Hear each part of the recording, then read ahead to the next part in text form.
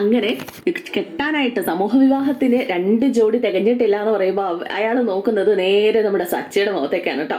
ഇതാരാപ്പ ഇത് എന്ന് ചോദിച്ചു കഴിഞ്ഞപ്പോഴേക്കും അത് എൻ്റെ ഒരു കൂട്ടുകാരനാണ്, എന്നാ പിന്നെ ഇവനെ വിളിച്ചങ്ങോട്ട് കെട്ടിച്ചോ. അപ്പോഴേക്കും സച്ചി പറഞ്ഞു, ഈശ്വര ഒന്ന് കെട്ടി എൻ്റെ കേട് ഇതുവരെ തീർന്നിട്ടില്ല, വെറുതെ എന്തിനാ ഈ കെട്ടാനാന്ന് പറഞ്ഞാൽ ആരും വരില്ല, എന്നാ സമൂഹ ഡിവോഴ്സ് നടത്തി കൊടുക്കാന്ന് പറഞ്ഞു നോക്ക്, അപ്പൊ 1000 വരും എന്ന് പറഞ്ഞു കഴിഞ്ഞപ്പോഴേക്കും എന്തായാലും കോടതിയല്ലല്ലോ നമ്മൾ ഡിവോഴ്സ് നടത്തി കൊടുക്കാനായിട്ട്, ഒന്ന് അഭിനയിച്ചാൽ മതിയെന്നേ, ഭാര്യനെ വിളിച്ചോണ്ട് പോരെ.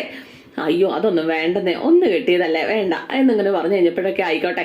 അപ്പൊ അനൂപിനോട് പറഞ്ഞു, എന്തായാലും 2 ജോഡിയും കൂടെ തികഞ്ഞില്ലെങ്കിൽ ഇനി ഞാൻ ശരിയാക്കും. അല്ല മാലയുടെ കാര്യം എന്തായി? 500 മാലയാണേ. അതെ, മാലയുടെ കാര്യത്തിൽ ഒരു സംശയമുണ്ട് സാറേ. അപ്പൊ എന്ത്? അത് മാലയുടെ കാര്യത്തിൽ ഞാൻ മണിക്കുട്ടൻ എന്ന് പറഞ്ഞ ഒരാളെയായിരുന്നു ഏൽപ്പിച്ചത് എന്നിങ്ങനെ പറഞ്ഞു. ആ ഒരു മണിക്കുട്ടൻ ആരാണ്ടോ കൂടെ ഏതൊരു പെണ്ണിനെയും വിളിച്ചുകൊണ്ട് പോയി എന്നാണ് കേട്ടത്. അവനെയാണ് വിളിച്ചിട്ട് കിട്ടുന്നുമില്ല. പെട്ടെന്ന് തന്നെ ഇയാൾ ചാടി എഴുന്നേറ്റ്, എൻ്റെ ഭാവിയുടെ പ്രശ്നമാണ് ഈ പരിപാടി കുളമാണോ ആയാലുണ്ടല്ലോ, അവിടുത്തെ നേതാവ് ഇവിടെ വരുമ്പോൾ കറക്റ്റ് കാര്യങ്ങളൊക്കെ നടത്തണം, ഇല്ലെങ്കിൽ പിന്നെ ഞാൻ ആരാണെന്ന് നീയൊക്കെ അറിയും എന്നും പറഞ്ഞു ഈ അനൂപിന്റെ കോളറയിലൊക്കെ അങ്ങോട്ട് പിടിച്ച് ദേഷ്യപ്പെടുക കേട്ടോ. സച്ചിനാകെ പേടിച്ച് നിൽക്കുക. ഇനിയിപ്പോൾ ഈ 500 മാല പെട്ടെന്ന് മറ്റന്നാളത്തേന് ആരുണ്ടാക്കി തരാനാണ്? അപ്പോഴേക്കും അനൂപ് പെട്ടെന്ന് സച്ചിയെ നോക്കിയിട്ട് ചോദിച്ചു, രേവതി നിന്റെ ഭാര്യ രേവതി പൂ കെട്ടുകയല്ലേ, അവൾക്ക് പൂക്കടയില്ലേ? ഉണ്ട്. അപ്പോഴേക്കും പെട്ടെന്ന് നമ്മുടെ അനൂപ് ഈ ആളോട് നേരെ അവനോട് പറഞ്ഞു, ഇവന്റെ ഭാര്യ പൂ കെട്ടിത്തരും. അപ്പോഴേക്കും ഇയാൾ ചോദിച്ചു, ആണോ, തരുമോ? 500 മാല ഉടനെ കിട്ടുമോ? നാളെ കഴിഞ്ഞ് രാവിലെ റെഡിയാക്കാൻ പറ്റുമോ? അപ്പൊ സച്ചി പറഞ്ഞു, റെഡിയാക്കാൻ സാറേ. സച്ചി ഒന്ന് ആലോചിച്ച് ആദ്യം റെഡിയാക്കി തരാം എന്നിങ്ങനെ പറഞ്ഞു. എന്നാൽ 25,000 രൂപ അഡ്വാൻസ് എന്നും പറഞ്ഞിട്ടൊരു കവറിലിട്ടോ അപ്പം തന്നെ ഇങ്ങെടുത്ത് കൊടുക്കുകയും ചെയ്തു കേട്ടോ. സച്ചിൻ ഞെട്ടിപ്പോയി. എന്തായാലും മാല കൊടുക്കാമെന്ന് ഏറ്റു. അങ്ങനെ സന്തോഷത്തോടു കൂടി വീട്ടിൽ വരികയാണ്. ഈ കാര്യങ്ങളൊക്കെ ഒന്ന് തുറന്ന് പറയണം രേവതിയോട്. ഈ കാര്യങ്ങൾ എങ്ങനെ അവതരിപ്പിക്കും? മാത്രമല്ല ഒരു കശവിശ പോലെ ഇങ്ങനെ നിൽക്കുകയാണല്ലോ രേവതിയോട്. ഇത് പറയാനൊരു മടി. അച്ഛാ എന്ന് പറഞ്ഞിട്ട് ഓടിത്തുള്ളി വരികയാണ് കേട്ടോ. രവീന്ദ്രനെ കയറി തട്ടി വീഴിക്കാനൊക്കെ പോവാണ്. എടാ നീ എന്താടാ രേവതി വിളിക്കച്ച, നീ ഒന്ന് അടങ്ങ്, കാര്യം പറ, രേവതി വിളിക്കച്ച. അങ്ങനെ രേവതി വന്നു കഴിഞ്ഞപ്പോഴേക്കും അച്ഛനോട് പറഞ്ഞു, അതെ ഇവളോട് പറ ഒരു ഓർഡർ കിട്ടിയിട്ടുണ്ടെന്ന്. അപ്പോഴേക്കും രേവതിയോട് രവീന്ദ്രൻ ഓർഡർ കിട്ടിയിട്ടുണ്ടെന്ന്. എത്ര രൂപയുടെ ഓർഡറാ, എത്ര മാല വേണമെന്ന് ചോദിക്കാച്ചാ എന്ന് രേവതി പറയും. അങ്ങനെ ഇടനിലക്കാരനായിട്ട് നമ്മുടെ രവീന്ദ്രൻ ഇങ്ങനെ നിൽക്കുകയാണ്. അങ്ങനെ മാലയുടെ ഓർഡർ കേട്ടിയപ്പോഴാണ് നമ്മുടെ രേവതി ശരിക്കും ഞെട്ടിപ്പോയത്. 500 മാല. 500 മാലയോ? നിങ്ങൾക്ക് എന്താ വട്ടാണോ? ഒന്ന് ചോദിക്കാച്ചാ എന്നിങ്ങനെ രേവതി പറഞ്ഞു കഴിഞ്ഞപ്പോഴേക്കും സച്ചി പറഞ്ഞു, അതെ 500 മാല ഒരു സമൂഹ വിവാഹത്തിന് വേണ്ടിയിട്ടാ. ഇപ്പം കറക്റ്റ് അല്ലേ മോളെ എന്ന് രവീന്ദ്രൻ ചോദിച്ചു. അല്ല എന്നത്തേനാ ഈ സംഗതി റെഡി കെട്ടിത്തരാൻ കുഴപ്പമൊന്നുമില്ല, എന്നത്തേനാ എന്നിങ്ങനെ ചോദിച്ചു കഴിഞ്ഞപ്പോഴേക്കും അതൊക്കെ ഉണ്ട്, പിന്നെ ഉണ്ടല്ലോ 25,000 രൂപ അഡ്വാൻസും കിട്ടി എന്നും പറഞ്ഞുകൊണ്ട് ഇവർക്ക് വിശ്വാസം വരാനായിട്ട് എടുത്ത് കാണിച്ചു കൊടുക്കുകയാണ് കേട്ടോ. ശരിയാ, 25,000 രൂപ അഡ്വാൻസ്. എന്തായാലും അഡ്വാൻസ് രവീന്ദ്രന്റെ കയ്യിലേക്ക് കൊടുക്കുകയാണ്. അപ്പോഴേക്കും എന്തിനാണ് എനിക്ക് അച്ഛനങ്ങ് കൊടുത്തേരെ അച്ഛാ എന്നും പറഞ്ഞിട്ട് സച്ചി ഇങ്ങനെ നിൽക്കുക. അങ്ങനെ രേവതി കയ്യിലേക്ക് മേടിച്ചു കൊടുത്തു. രേവതിയും അത് വാങ്ങിച്ചു കേട്ടോ. അല്ല എന്നത്തേനാ മാല? അത് മറ്റന്നാളത്തേനെ. രണ്ടുപേരും ഞെട്ടി. നമ്മുടെ രവീന്ദ്രൻ ഞെട്ടി, രേവതി ഞെട്ടി. മറ്റന്നാളെ ഞെട്ടേനോ? തമാശ പറയുകയാണോ? 500 മാല ഞാൻ എങ്ങനെയാ? അതൊന്നും പറഞ്ഞാൽ പറ്റത്തില്ല. അതെ അഡ്വാൻസ് വാങ്ങിച്ചില്ലേ, 500 മാല സെറ്റാക്കണം. അവസാനം രേവതി പറഞ്ഞു, ഞാൻ അനീതിനെ ദേവുവിനെയും അതുപോലെ തന്നെ കുറച്ച് ചേച്ചിമാരെ ഒക്കെ വിളിക്കാം, എന്നിട്ട് മാല റെഡിയാക്കാം, കുഴപ്പമൊന്നുമില്ല. അല്ലാണ്ട് ഇപ്പം എന്താ ചെയ്യുക, വാക്ക് കൊടുത്ത് പോയതല്ലേ. പൂ എനിക്ക് ഇവിടെ എത്തിച്ചു തരണം, അത് ഞാൻ ഏറ്റു. പൂ മേടിച്ചു തരാം, രാവിലെ ഓട്ടോയ്ക്ക് ഞാൻ പൂ കൊണ്ടുതരാം. പിന്നെ മാല തിരിച്ചു കൊണ്ടു കൊടുക്കാനുള്ള വണ്ടി അറേഞ്ച് ചെയ്യണം. അപ്പോൾ അവൻ പറഞ്ഞത് ഓട്ടോയ്ക്ക് പറ്റത്തില്ല, അതിനുള്ള വണ്ടി വേറെ നമുക്ക് അറേഞ്ച് ചെയ്യാം. അല്ല മാലയ്ക്ക് എത്ര രൂപ പറയണം? അത് സീസൺ അനുസരിച്ച് മാലയ്ക്ക് വില കൂടുകയും കുറയുകയൊക്കെ ചെയ്യും. അതൊന്നും നീ വേണേണ്ട. നീ ഇപ്പോൾ എത്ര രൂപയാവും എന്ന് പറ? ഒരു മാലയ്ക്ക് 1000 രൂപയാകും. അങ്ങനെയാണ് 500 മാലയ്ക്ക് 5 ലക്ഷം രൂപ. നമുക്ക് വേണമെങ്കിൽ നമ്മുടെ ലാഭത്തിൽ നിന്ന് കുറച്ചിട്ട് കൊടുക്കാം അവർക്ക്. കുറച്ചുകൂടെ റേറ്റ് കുറച്ച് കൊടുക്കാം. എന്തായാലും ആയിക്കോട്ടെ. അങ്ങനെ ഭയങ്കര സന്തോഷത്തിൽ ആ മാലയുടെ ഓർഡറൊക്കെ സെറ്റായിട്ടോ.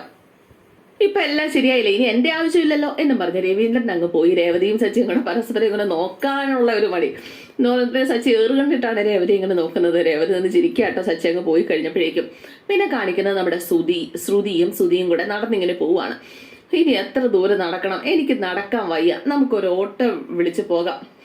ഓട്ടോയ്ക്ക് കൊടുക്കാൻ ശ്രുതിയുടെ കയ്യിൽ കാശുണ്ടോ എന്ന് ചോദിച്ചു കഴിഞ്ഞപ്പോഴേക്കും എൻ്റെ കയ്യിലൊന്നുമില്ല, നിന്റെ കയ്യിൽ കാണൂലോ. ആ എൻ്റെ കയ്യിലുണ്ട്, പക്ഷെ തൽക്കാലം അത് അവിടെ ഇരിക്കട്ടെ, നമുക്ക് നടക്കാം. അതെ, നമുക്ക് എത്രയും പെട്ടെന്ന് കാറ് മേടിക്കണം. ഞാൻ കാനഡയിൽ പോയാലും നിനക്ക് ഇവിടെയൊക്കെ ഉപയോഗിക്കാലോ. സച്ചി കാനഡ വിട്, ഇവിടെ എന്തെങ്കിലും ജോലി കണ്ടെത്തുന്നതിനെ കുറിച്ച് ആലോചിക്കുക. എന്താ ശ്രുതി ഇങ്ങനെ പറയുന്നത്? എന്ത് ജോലി കണ്ടെത്താനാണ് എന്നൊക്കെ ചോദിക്കുക. എനിക്ക് കാനഡ ജോലി സെറ്റായതല്ലേ. അതെ, 14 ലക്ഷം കൊടുക്കാൻ സുധീയുടെ കയ്യിലുണ്ടോ? അയ്യോ, അത് നിന്റെ അച്ഛൻ തരില്ലേ? എൻ്റെ അച്ഛൻ തരത്തൊന്നുമില്ല. മാത്രമല്ല, ഇനി ഞാൻ ചോദിക്കത്തുമില്ല. ഇതിനു മുമ്പ് ഞാൻ കുറേയൊക്കെ കാശ് മേടിച്ച് തന്നിട്ടുള്ളതാണല്ലോ, അതുകൊണ്ട് ഇനി ആ പരിപാടി വേണ്ട. അപ്പോഴേക്കും പറഞ്ഞു, അങ്ങനെയാണ് നീ ഒരു കാര്യം ചെയ്യുക, ബിസിനസ് തുടങ്ങാനായിട്ട് ഇവിടെ കുറച്ച് പൈസ ഒപ്പിച്ച് തരാൻ പറ. എന്തിനാണേലും പൈസ മറ്റൊരിടത്തുനിന്ന് എടുക്കുന്ന കാര്യം വിട്ടേരെ. ആദ്യമേ സുധി എവിടെയെങ്കിലും 6 മാസം ഒന്ന് ജോലി ചെയ്ത് കാണിക്കുക. ഒരു പ്രശ്നവും ഇല്ലാതെ സുധി ഒന്ന് 6 മാസം എവിടെയെങ്കിലും ഒന്ന് ജോലി ചെയ്ത് കാണിക്കുക. അപ്പം നമുക്ക് ബിസിനസ്സിൻ്റെ കാര്യം ആലോചിക്കാം. എന്തായാലും കാനഡയിൽ നിന്നെ കൊണ്ടുപോകാനൊക്കെ പറയുന്നുണ്ട്. വേണ്ട, എൻ്റെ പാർലർ ഇവിടെയാ, സുധി എങ്ങോട്ടും പോവാൻ വേണ്ട എന്നൊക്കെ പറയാണ്.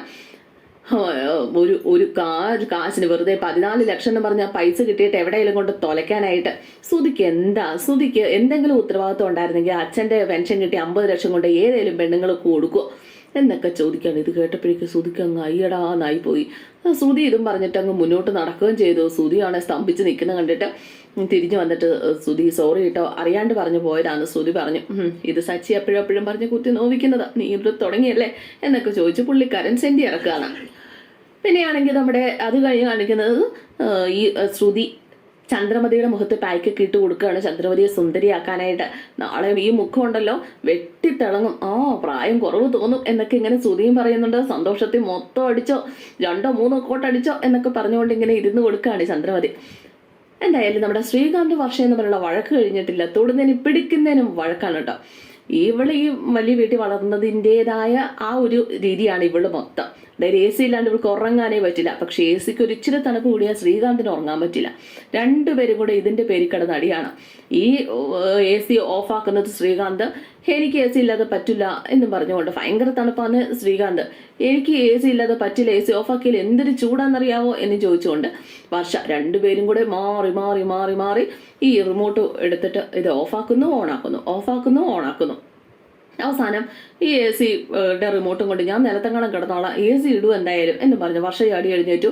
അവസാനം ഈ റിമോട്ടിന് വേണ്ടിയിട്ട് ഇതുങ്ങൾ രണ്ടും കൂടെ പൊരിഞ്ഞ യുദ്ധം. റിമോട്ട് താഴെ പോയി, കറണ്ടും പോയി. റിമോട്ട് താഴെ പോയാൽ കറണ്ട് പോകുമെന്ന് എനിക്കറിയത്തില്ല. എന്തായാലും റിമോട്ട് താഴെ പോയി വഴിക്ക് കറണ്ടും പോയി. കറണ്ട് പോയി, നീ കാരണം, കറണ്ട് പോയത് നീ കാരണം, നീ വഴക്കിട്ടോണ്ടാ കറണ്ട് പോയത് എന്നും പറഞ്ഞിട്ട് രണ്ടുപേരും കൂടെ പരസ്പരം കുറ്റപ്പെടുത്തിക്കൊണ്ടിങ്ങനെ ഇരിക്കാൻ കേട്ടോ. അപ്പോൾ ഭയങ്കര ചൂടാണ്, പിന്നെ ഉറങ്ങാൻ പോലും പറ്റത്തില്ല. എന്തായാലും നമ്മുടെ രേവതിയും ഈ പറയുന്ന കിടന്നുറങ്ങുന്നിടത്ത് ഭയങ്കര ചൂടായിട്ട് എഴുന്നേറ്റ് രേവതി ഒരു മെഴുകുതിരിയൊക്കെ കത്തിച്ചുകൊണ്ട് വന്ന സമയത്താണ് ലൈറ്റും അടിച്ചുകൊണ്ട് നമ്മുടെ സച്ചി ഇറങ്ങി വരുന്നത്. മൊബൈൽ വെട്ടത്തിൽ ഇറങ്ങി ഇങ്ങനെ വരികയാണ്. അപ്പം കാണുന്നത് ഇങ്ങനെ മെഴുകുതിരിയായിട്ട് നിൽക്കുന്ന ആ മെഴുകുതിരി വെളിച്ചത്തിൽ രേവതിയുടെ ആ സുന്ദരമായ മുഖമാണ്. എന്തായാലും സച്ചി ഇങ്ങനെ നോക്കിയിരുന്നു പോയി, അന്തം വിട്ട് സച്ചി ഇങ്ങനെ നോക്കി ഇങ്ങനെ ഇരിക്കുകയാണ് കേട്ടോ.